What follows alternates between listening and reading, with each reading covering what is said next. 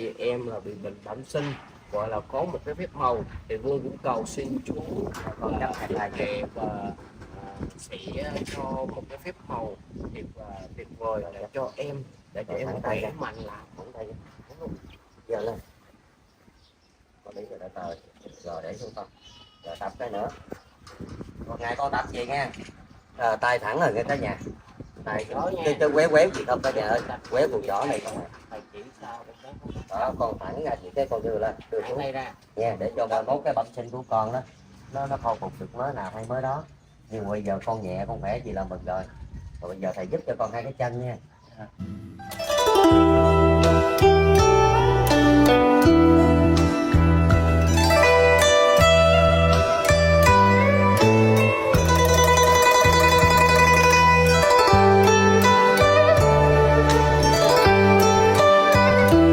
Hai cái chân con đứng còn cung lằng quằng nữa nó khó lắm, mà con té hoài đúng không?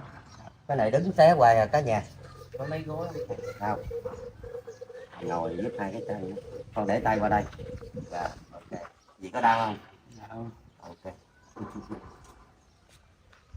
Rồi mẹ con mắc lâu chưa? Lâu Lâu hả? Được mấy anh chị em con? 4. 4. Hoàn cảnh này là khổ quá cả nhà ơi. Mẹ mất rồi, cha thì có vợ mới, bỏ là 4 đứa con. Chị con nghe nói có chồng ha, cũng nghèo. Chị có thấy khổ không? Bơ vơ trên dòng đời vậy đó. Nhưng mà những cuộc sống đó, là có rất là nhiều hoàn cảnh mà mình thấy là rất là xót xa luôn này. Dạ. Nhưng mà mình không phải là thần thánh, mình chỉ là cũng là một con người thôi, nhưng mà mình sẽ ráng cố gắng giúp hết sức mình thôi.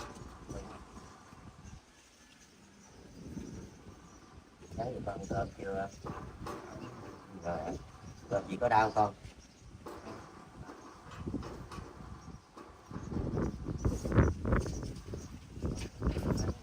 Con teo cơ chân rồi.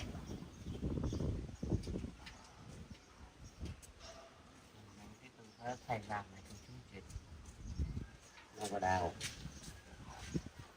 Có đau rồi nói nghe con. Đau không?